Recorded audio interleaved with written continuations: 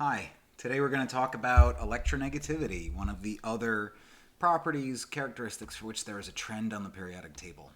So, to bring us a little bit up to speed, I know I didn't do one last time, it'd be good to have a little checkpoint. So, go ahead and hit the pause button if you'd like to look at these questions now. Otherwise, I'll get started. There's a reference table above my head. If we're talking about which configuration represents the highest first ionization energy, we know that ionization energy is highest on the right side of the periodic table. So we're looking for a nonmetal and many valence electrons. That said, looking at the answer choices, this is lithium, sodium, beryllium, and this one's magnesium, so they're all metals. Now, in general, the highest ionization energies are found in the upper right, so of these four, the upper right most would be beryllium, the least amount of shells and the largest amount of effective nuclear charge. Increasing ionization energy is just everything I just said, so we're looking for moving to the right across a period or moving up a group. So this one is moving down and to the right, which I don't like. This one's moving up, so it's probably the answer, but it helps to make sure with the other ones. Yeah, it's down and that's down. So there you go. For today, the next trend that we took a look at already is electronegativity. As you can see, the electronegativity trend going across a group, across a period, is almost linear to look at the elements that we looked at. Going down a group, it looks less linear, but there's still a general negative trend. For electronegativity, one of the things I want you to think about is looking at this picture here, at this animated GIF. The idea that the magnets come together, but then they kind of lock in place, and so this is the idea of as they approach each other, they attract, and then it just holds. And that's really the picture I want to take with me as I'm thinking about electronegativity. The numbers that we've seen already range from 0 to 4. Linus Pauling did some work. I can go into it, but it takes a while to explain. Basically, he looked at the bond energy of different types of covalent bonds. If none of those words make sense to you, that's okay. We haven't talked about that yet. But basically, if there's any discrepancy in the energies due to switching one atom out for another, he gave that a score. And that score can be thought of as the two atoms in your covalent bond are sharing electrons, and if you want, you can think of that sharing as a tug of war. Well, there's a couple of outcomes. You can have the tug of war where things are equally pulled, where unequally pulled, as you're seeing, unequal here. We can have someone win, someone lose, or evenly shared. If you're considering shared electrons as a bit of a tug of war, there's a number of potential outcomes with either equal or unequal sharing, and the score is kind of like a strength score. That said, there is no actual rope, so really when I'm thinking of electronegativity, I'm kind of imagining this. Not that atoms are people, not that electrons or nuclei are people, but this invisible pull that's trying to draw electrons towards it. And especially in this unit, I want to think about that as, I know it was originally termed in reference to a bond, but we're just going to talk about the absolute pull of a single atom and not worry about the in a bond part. That said, we can look at what would cause a given atom to have a stronger or a weaker pull. The idea is if we had an electron here and it was being pulled towards this lithium atom, and obviously, and then this is our rubidium again, there's a certain strength with which the electron is pulled. It's pulled by the nucleus, and as we saw before, shielded by rings of electrons. In this case, we're almost saying that all the electrons are shielding, except for the part where obviously in the second energy level there is a vacancy in which this electron could occupy. So really we're kind of looking at what is the effective pull on that valence shell again. And so here our effective nuclear charge is again a positive 1, and here our effective nuclear charge is again a positive 1. And here we have one shielding ring, one shielding shell. But for rubidium, we have 4. So again, with more shells shielding, the degree to which the nucleus can pull is diminished. You're pulling to a farther distance. You're pulling, trying to overcome more shielding. So in general, what we should see is this is a lower electronegativity, and this is a higher electronegativity in terms of comparing within a group. As we're looking across a period, again, we can say the same thing, and we can relate this back to size if we want. Here we have our effective nuclear charges on the valence shell. Remember, we're trying to, fill these spots in this second energy level. And we have the same one shell shielding in each case, that valence shell, which is causing the +2, the +7, and the +4.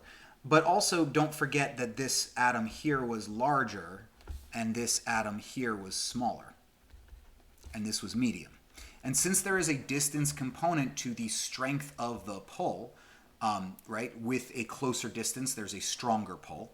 So if we are pulling, for the fluorine atom, if we're pulling an electron into a final resting distance that's closer, it's kind of like how those magnets were not really acting until they approached each other.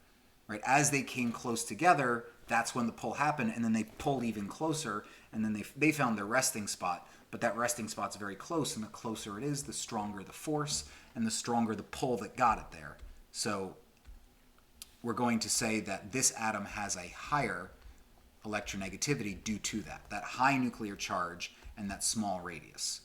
And then this one would have a lower electronegativity, obviously carbon being in the middle because it's also size-wise in the middle. So just rounding things off in terms of the trends, electronegativity, similar to ionization energy, increases as we move from left to right on the periodic table, and it decreases as we go from top to bottom. There are some diagonal trends. Again, the diagonal trend is this way. We're going to see an increase. And don't try and make your comparison in a downward, forward, down into the right comparison for everything we said before.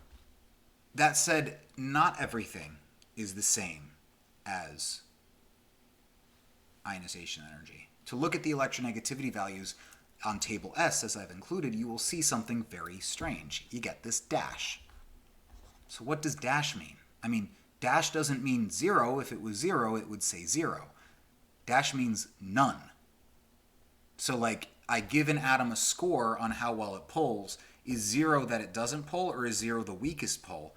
I think Pauling said that 0 was the weakest pull, so we're not talking about 0, it's the absence of a measurement. But I don't understand how that would happen. I do see that it happens with helium and neon, which are in group 18, the noble gases. So while there is an increase in electronegativity as you're moving to the right across a group, it kind of goes up and then drops dramatically to, or doesn't drop. It becomes nothing. There's a hole in your data. So I want to look and see why that's happening. Remember, for a helium atom, we're only going to worry about the protons. We're not going to worry about the neutrons. We've got 2 electrons and 2 protons. If an electron was to be attracted into a helium atom, it wouldn't be attracted into the first energy level because the first energy level is full. It would be attracted into the second energy level. But if we were to measure the effective nuclear charge at this second energy level, there's 2 protons and there's 2 shielding electrons. There is 0 net nuclear charge, 0 effective nuclear charge on the second energy level of a helium atom.